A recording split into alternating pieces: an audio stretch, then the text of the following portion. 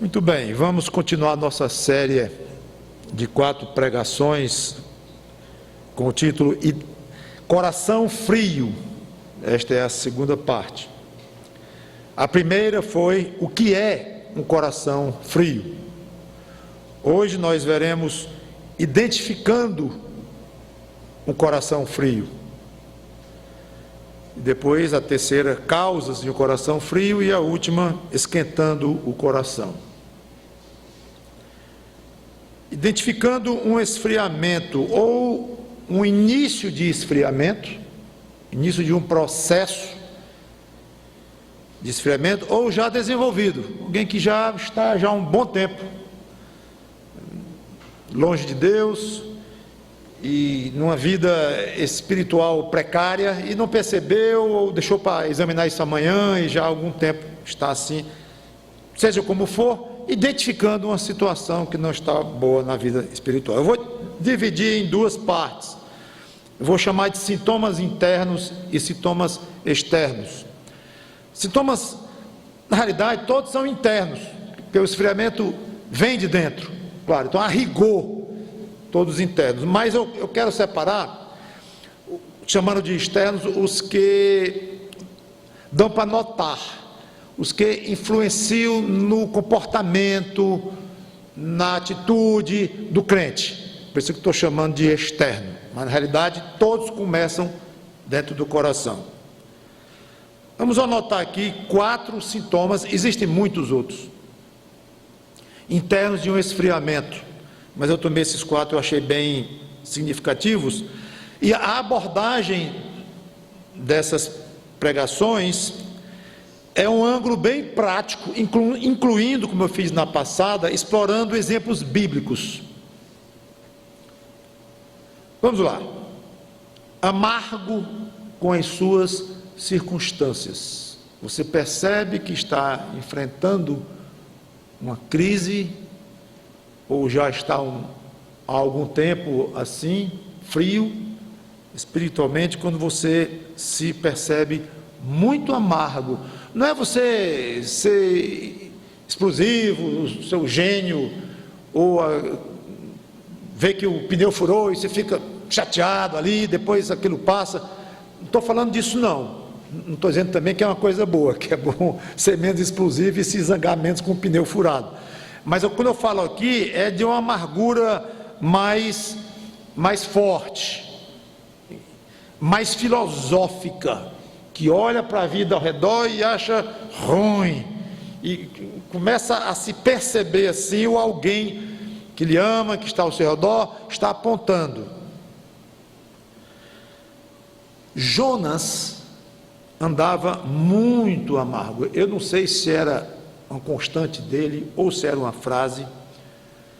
Vamos a Jonas capítulo 3, versículos 10 até o 9 do capítulo 4. Profeta Jonas, famoso, porque foi convocado para pregar para Nínive, aí foi para outro lado, e no navio, o navio enfrentou uma grande tempestade, jogaram Jonas no mar, foi engolido por um grande peixe, e depois foi posto em terra pelo próprio peixe, depois foi para Nínive, pregou para Nínive, Nínive se converteu, Deus se compadeceu de Nínive, que disse que ia ser subvertida e destruída em 40 dias, e Deus, quando viu a reação do povo, sensibilizou-se. E o nosso amigo Jonas, irritado com tudo, amargurado, não é nem amargurado, é amargo, é um pouco diferente isso. Jonas 3, versículo 10, e vou ler até o 9 do 4. Viu Deus o que fizeram, como se converteram do mau caminho. E Deus se arrependeu do mal que tinha dito lhes faria, e não o fez. Com isso, desgostou-se Jonas extremamente e ficou irado. Dá a impressão que nós lemos errado o texto, né? Que um profeta pregar a palavra de Deus, o povo se converte, Deus tinha ameaçado o povo com a conversão dele, aí Deus não vai fazer mais o que disse que ia fazer. Aí o profeta se zanga profundamente e orou ao Senhor e disse: ah, Senhor, não foi isso que eu disse estando ainda na minha terra? Por isso me adiantei fugindo para Tarsis. Ele ainda explica porque fugiu depois de ter sido convocado para pregar em Nínive. Ele foi para o outro lado, ainda vai justificar. É um espetáculo, parece com a gente. Por isso me adiantei fugindo para Tarsis, pois eu sabia que tu és Deus clemente e misericordioso. Está reclamando porque Deus é misericordioso. É um exemplo raro na Bíblia, esse Jonas. E tardio em irar-se, e grande em benignidade. Jonas dá uma aula sobre o caráter de Deus, e fala de 4 atributos maravilhosos de Deus, reclamando. E que te arrependes do mal. 5º, peço-te, pois, ó Senhor, tira minha vida, porque melhor é morrer do que viver. Isso aqui é uma amargura grossa. E disse o Senhor: é razoável esta tua ira? Então Jonas saiu da cidade e assentou-se ao oriente da mesma, e ali fez uma enramada e repousou debaixo dela à sombra, até ver o que aconteceria à cidade. Ele ficou olhando. Quero ver se Deus não destrói essa cidade velha, porque ele disse que ia destruir. Então fez o Senhor Deus nascer uma planta que subiu por cima de Jonas, para que fizesse sombra sobre a sua cabeça, a fim de o livrar do seu desconforto. Olha a providência de Deus com um homem desse. Jonas, pois, se alegrou. Oh, que coisa! Vimos Jonas alegre. Finalmente esse homem se alegra com alguma coisa, com uma sombra na cabeça dele. Se alegrou em extremo por causa da planta. Mas Deus, no dia seguinte, ao subir da alva, enviou um verme, o qual feriu a planta, e esta se secou. Lá vem Jonas de novo. Em nascendo o sol, Deus mandou um vento calmoso oriental. O sol bateu na cabeça de Jonas, de maneira que desfalecia, pelo que pediu para si a morte. De novo, né? Dizendo: melhor me é morrer do que viver. 2ª vez. Então perguntou Deus a Jonas: é razoável essa tua ira por causa da planta? Ele respondeu: é razoável a minha ira até a morte. Vamos parar aqui, vamos orar ao nosso Deus. Santo Deus, nosso bom Pai, como é que tu escolhes um homem desse para converter uma cidade inteira? Não entendemos. Entendemos é uma coisa, que nós somos iguais, se não piores. Então a pergunta poderia ser feita: como é que tu escolheste pecadores ruins como nós e nos salvaste em Cristo? Também não entendemos. Aliás, entendemos quando aprendemos do próprio Jonas, que reclamava de ti, te chamando de misericordioso, tardio em irar-se e tantas outras coisas boas. É a base da tua misericórdia. Então nos abençoa no que vamos falar aqui, nos ajuda a identificar um esfriamento, essa situação tão triste na vida de cada crente. Não tem quem não passe para uma situação desta, alguns de maneira mais rara, outros muito mais frequentemente, e alguns ainda praticamente continuamente são frios espiritualmente, mesmo salvos. É uma tristeza, mas nos ajuda então a ajudá-los. Em nome do Senhor Jesus Cristo eu te peço e te agradeço. Amém.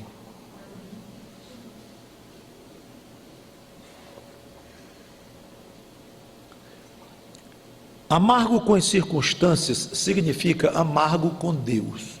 Não tem jeito. Por quê? Porque Deus controla tudo. É soberano. Está com raiva de um pneu furado? Como eu dei um exemplo. Essa raiva vai refletir em Deus. Aquele pneu não furou sem a autorização, a autoridade, os caminhos de Deus. Então Jonas, você vê aqui, se irrita com tudo. se amargura com tudo, com a não destruição de Nínive após a conversão em massa, com a misericórdia de Deus e muitos outros atributos de Deus aplicados na prática sobre os ninivitas, com a morte da planta. Então Jonas estava espiritualmente gelado. Salta aos olhos isso. Parece que não tinha nada que agradasse aquele homem, a não ser uma sombra na cabeça dele. Isso aí o fazia muito, você notou aí, alegre em extremo, muito alegre, feliz. Isso é que é vida.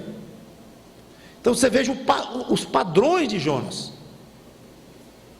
Amargo com as circunstâncias. Quando você notar um coração amargo, meio zangado com as coisas ao seu redor, de uma maneira mesmo existencial, quando não vão bem, por que acontece isso comigo, e está repetindo demais, e agora de novo, Deus acha pouco, e as coisas não contribuem para mim, tinha que ser eu que ia topar esse dedo aqui nessa pedra e arrancar minha unha, logo a unha encravada, por que é assim, agora 10 dias sem trabalhar, mancando, esse tipo de amargura que toma muitas vezes o nosso coração.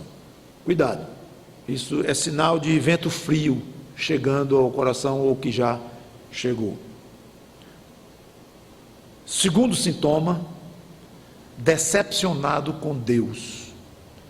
Eu diria que esse é mais grave ainda. Na primeira, eu joguei a ênfase sobre as circunstâncias. Tudo bem, dizendo que as circunstâncias estão no controle de Deus, então acaba refletindo em Deus alguma amargura sua sobre as circunstâncias. Porém, há uma diferença. Há uma diferença. E, na realidade, Jonas aqui não chegou a acusar a Deus, chegou bem pertinho, mas estava irritado com tudo, até com calor, ele queria morrer por causa de um calor. Nosso amigo Jó. É difícil falar de Jó e eu vou só tocar nele, porque é uma história complexa, passa por várias situações, um livro longo, e ainda tem aquela frase que em tudo isso Jó não pecou. Uns acham que Jó não pecou em nenhum processo da provação, que eu discordo radicalmente.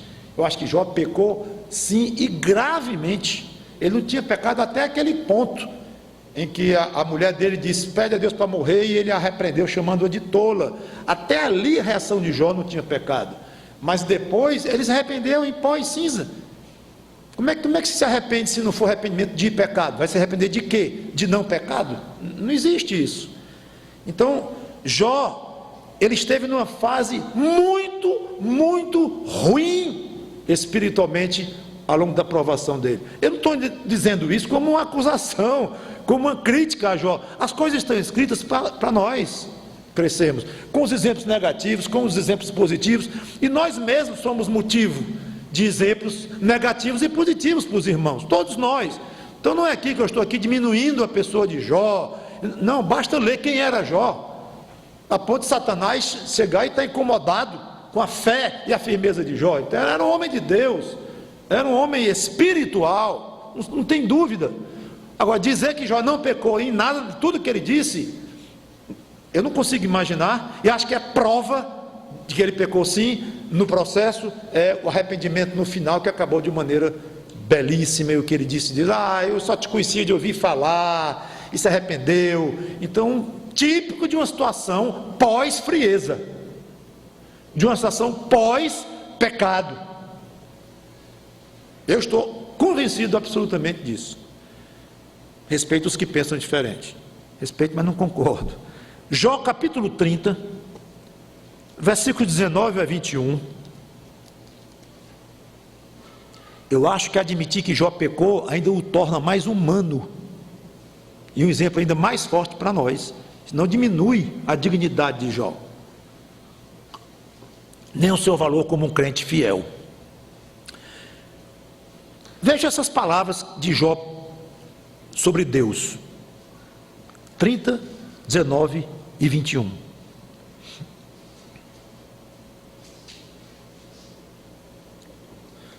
Não estava batendo porque eu estava em Provérbios, aí ia ficar difícil bater mesmo. Diz assim: Deus, Tu me lançaste na lama, e eu me tornei semelhante ao pó e à cinza. Clamo a ti e não me respondes. Estou em pé, mas apenas olhas para mim. Tu foste cruel comigo. Com a força da tua mão, tu me combates. E continua a passagem. Isso é alguns trechos que eu tirei de várias passagens deste tom. Vamos para o 31, versículos 3 e 4. Acaso não é a perdição para o iníquo e o infortúnio para os que praticam a maldade? Ou não vê Deus os meus caminhos?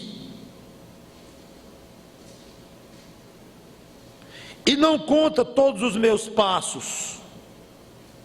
Ou seja, Jó está revoltado contra Deus, aqui, nesta fase da sua provação, e consequentemente decepcionado com Deus. Aos olhos de Jó, Deus não fora justo com ele, absolutamente, não o tratara como ele merecia, não enxergava as coisas que Jó fez, não considerou as coisas que Jó fez, não ouvia Jó, desprezava Jó. Em suma, Jó se tornou uma vítima nas mãos de Deus, de um Deus injusto. Ele estava convencido disto. Um tipo de atitude extremamente danosa para a saúde espiritual do crente. Só isso que eu quero falar de Jó. Cuidado com a decepção contra Deus. É forte, muito perigoso isto, e mostra um esfriamento grande.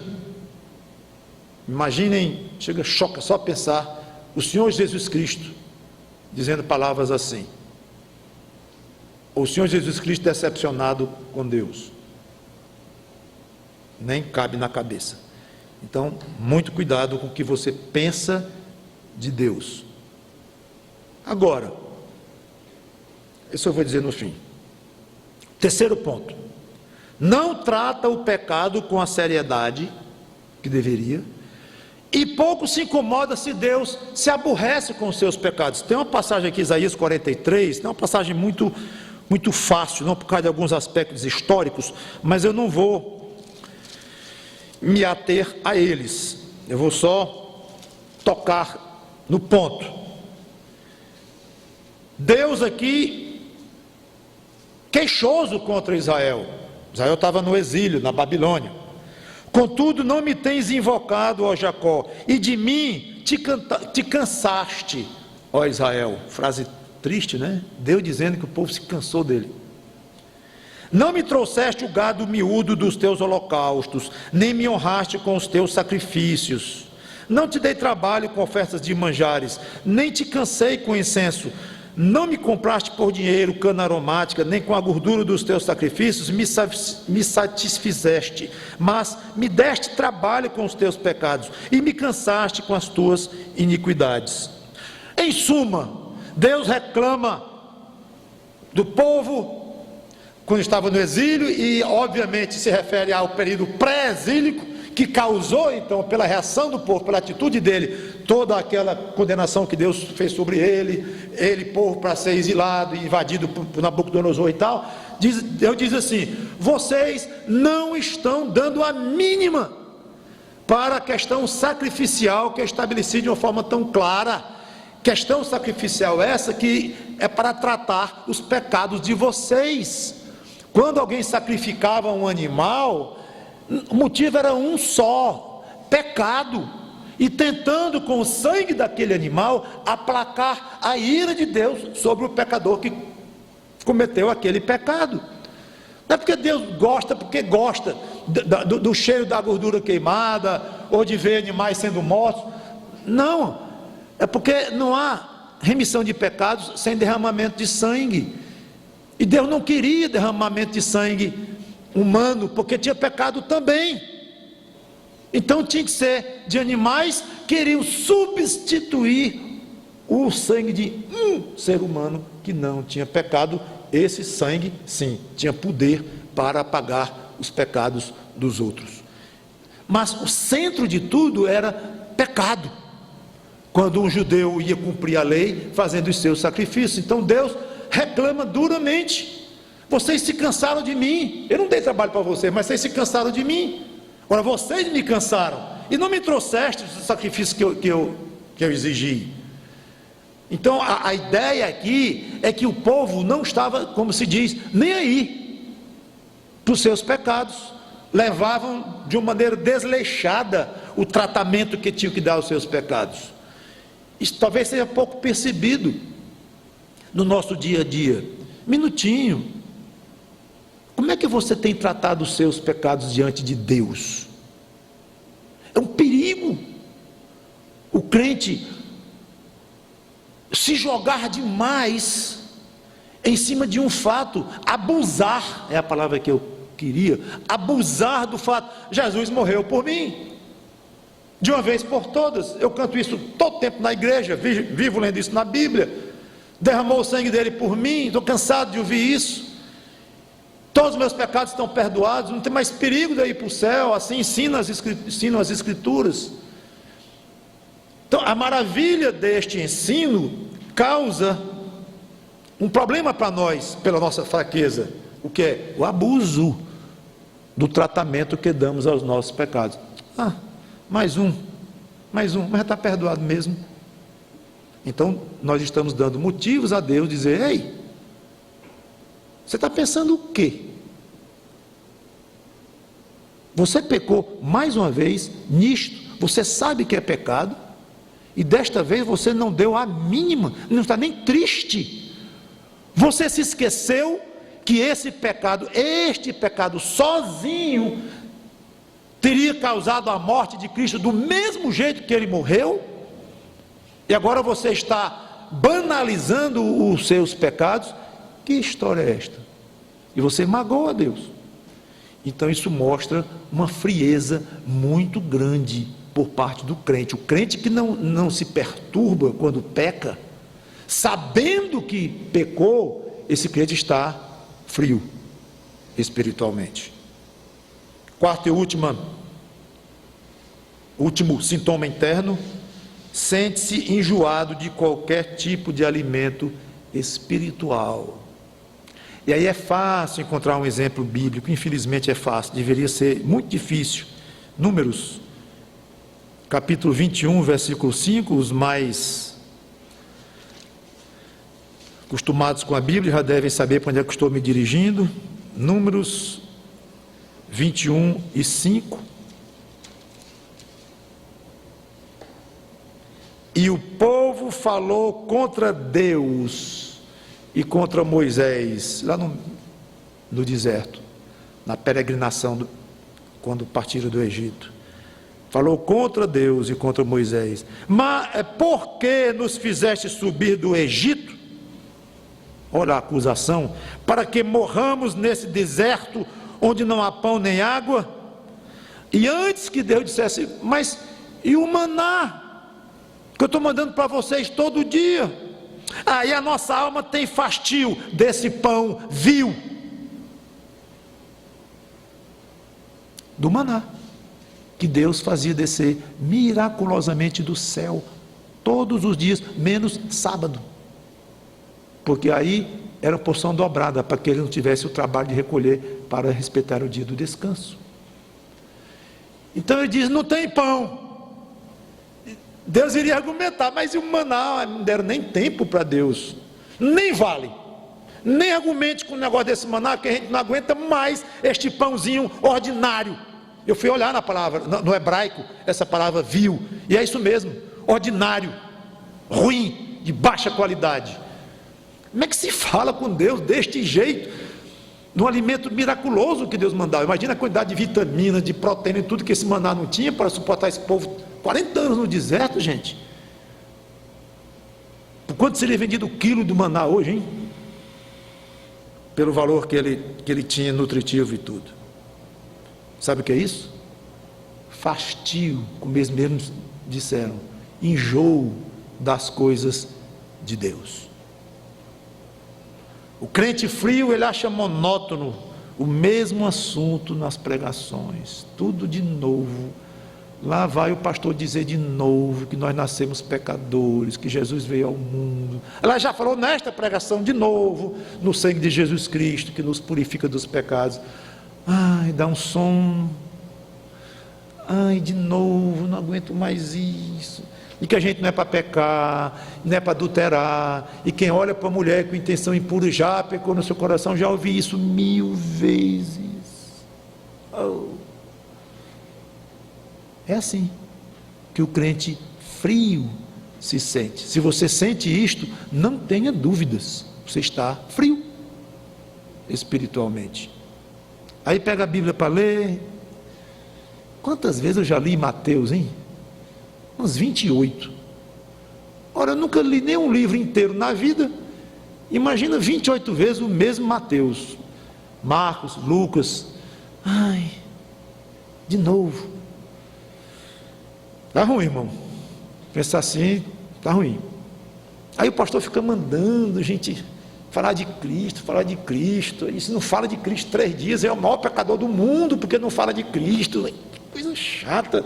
Ele não quer me falar de Cristo, não. E eu tenho que ficar com esse peso nas minhas costas. Pois é. Fica aí, só o toque. Não tenho muito o que dizer, não. Aliás, é muito óbvio. O crente que tem enjoo, fastio das coisas do alto, das coisas de Deus, esse crente está muito frio espiritualmente. Sintomas externos, ou seja, como já falei, visíveis pelas ações e atitudes. Primeiro, são apenas 3, eu vou encerrar. Más companhias.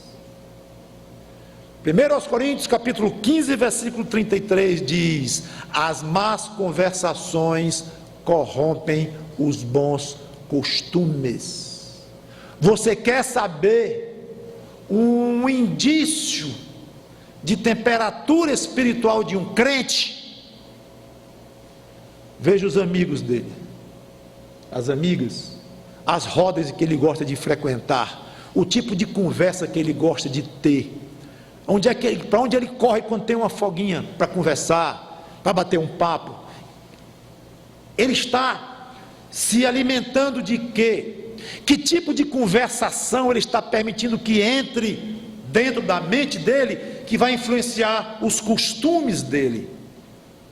Porque a Bíblia já diz: as más conversações corrompem os bons costumes. O crente que está bem espiritualmente, ele suporta bater muito papo com não crentes.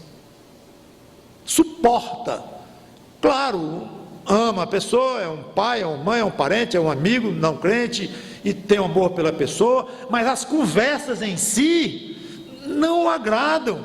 Como eu disse, suporta, porque ama a pessoa do outro, tá claro. Mas as conversas são tolas, às vezes imorais, às vezes duplo sentido, e as piadas, e nem quando não é algo imoral, nem sempre é, claro, mas é sem graça, pequena, miúda. Cuidado com as más companhias. Salmo 1:1 fala de que bem-aventurado é o homem que não senta na roda dos escarnecedores, não está no conselho dos ímpios. Companhia. Má companhia é um mau sinal de vida espiritual. Veja onde é que andam as suas preferências. Segundo, deslocado nas conversas espirituais, nas sessões, nas reuniões mais sérias. 1 Coríntios 12, não precisa nem abrir, diz que nós somos um corpo. A igreja é um corpo. E lá desenvolve muito a ideia. Um é nariz, o outro é orelha, o outro é olho, como um corpo. Cada um tem uma função, cada um desempenha uma função, somos um corpo. Quando você nota um dedo doendo bastante, inchando, aquele corpo está com problemas, ele começa a perturbar o corpo, e de repente se ele tivesse um raciocínio isolado, ele ia se sentir esquisito no meio daquele corpo. Ele não está com a temperatura do corpo, ele não está saudável como o resto do corpo. Há uma coisa estranha até que se trata, e ele passa a ser naturalmente uma parte funcionando bem, contribuindo para a saúde do corpo. O crente frio, ele se sente deslocado do corpo. Ele não está muito interessado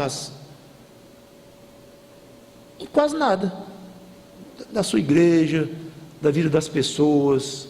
Um problema que surgiu na igreja, mesmo que não seja a área dele, mas ele tenha menos, mesmo que ele não entenda bem do assunto, mas tem interesse, ele vibra com o dia a dia da igreja, como qualquer órgão normal que nós temos, tem que estar plenamente ativo para que o corpo tenha saúde. Então, se examine e veja como é que você se sente na igreja a que você pertence. Por último, o crente frio espiritualmente, ele dá muito espaço à carne. Aí vem grosseiro, arrogante, impaciente, irritadiço,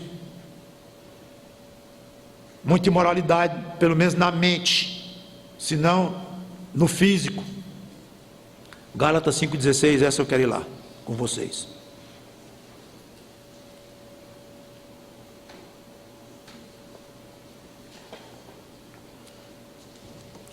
Gálatas 5,16 diz: digo, porém, andai no Espírito e jamais satisfareis a concupiscência da carne. Ninguém consegue andar totalmente no Espírito, ninguém, porque para isso nós precisaríamos estar sem pecado algum, e quem disser que não peca é mentiroso, diz o apóstolo João. Então nós nunca vamos chegar ao ponto de estar sem pecado algum nesta terra. Então nós nunca vamos andar no Espírito totalmente. Mas alguns crentes parece que andam totalmente na carne. O contrário. Ou quase totalmente. É difícil ver uma atitude de perdão naquele irmão ou irmã, de humildade, de um gesto que mostra que está vivendo o Evangelho. As conversas dele são rasas, às vezes preocupantes. Ele começa a contar uma piada numa roda, você já fica com medo de que vai sair daí, ele ouviu aonde, o que vai transmitir, que ele nem sente mais, que está sendo altamente inconveniente. Ele é arrogante, ele machuca as pessoas na igreja e nem sente. Tive um membro assim uma vez, era fogo, difícil.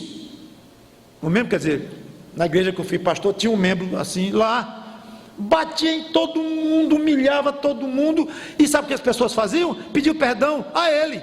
Aí no fim estava o pastor dando carão em quem pediu perdão. Meu irmão, não peça perdão a esse irmão, porque você está estragando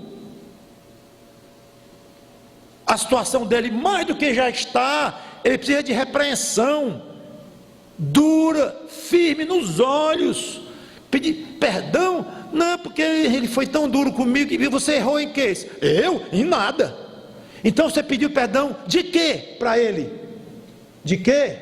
É porque mas ele se queixou, né? De quê? Mas foi muito injusto, eu não fiz nada daquilo que ele reclamou de mim. Aí você pediu perdão. Você está confundindo a cabeça dele. Você pensa que está fazendo um bem a ele, está fazendo um mal. Então, ali era um extremo. Acabou saindo da igreja, mas era um extremo.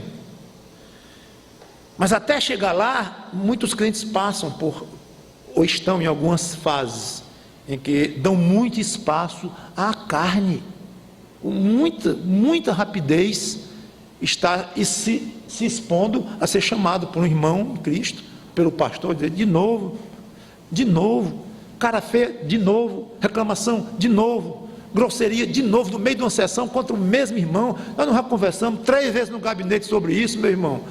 Pastor, porque tu é explosivo e tal. Mas que explosivo? Tantas vezes. E outros dizem assim, não perdoo. Isso aqui, olha pastor, tudo que fizerem comigo, eu sou coração aberto, mas aquilo ali que fizeram comigo, não perdoo. Espetáculo. Provavelmente você não é crente com um tipo de atitude dessa, ou um crente muito frio. Na verdade, nós estamos falando de crentes frios. Então, examine o poder que você dá à carne, em todas as suas péssimas manifestações, no seu dia a dia.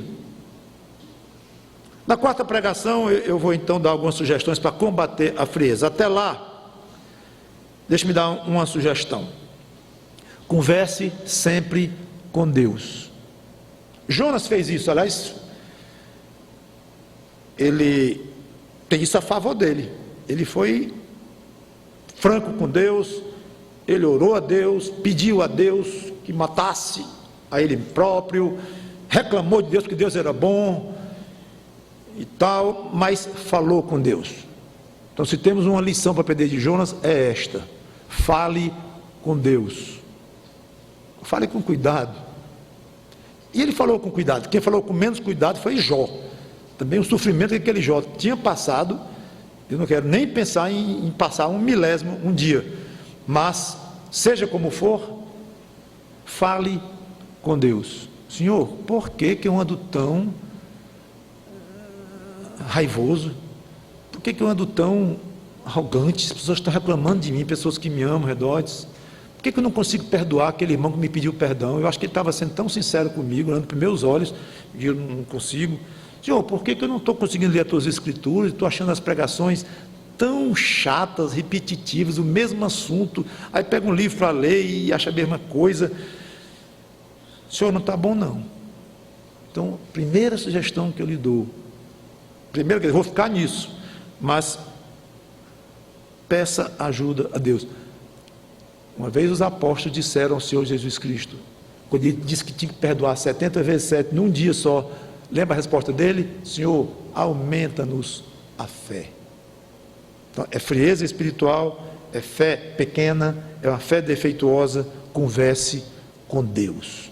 Senhor, eu não estou bom, não estou bom. E é comum, às vezes, um marido chegar para a esposa, ou a esposa para o marido, ou um amigo para o outro, dizer: rapaz, eu quero que você me desculpe aí, os últimos meses, semanas, dias, eu ando lhe desrespeitando, lhe fazendo sofrer, desculpe. Aí tem uma hora, às vezes, até dentro de um casamento mesmo, que um abre e me ajude, eu estou nervoso mesmo, é o trabalho, é isso, aquilo, e abre um diálogo. Então, abra um diálogo com Deus, que Ele só quer o seu bem, Ele enviou o Filho dEle para morrer por você, você já é um salvo em Cristo. Estou partindo do princípio que estou falando com crentes. Ele ama muito você, Deus Pai, Deus Filho, Deus Espírito Santo. Então, lembre-se deste ângulo. Não vai reclamar como Jonas, que Deus é misericordioso, não.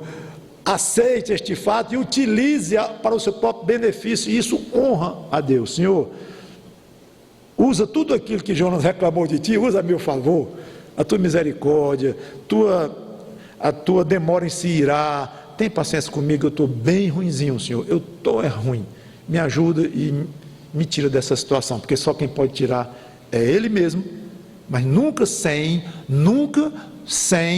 uma conscientização sua e um tratamento do problema diante dEle. Me ajuda, aí Ele ajuda. Vamos orar. Obrigado, Senhor Deus, por essas palavras, e que o Teu Espírito Santo nos ajude a ter mais gozo, alegria, calor no coração. Nos ajuda.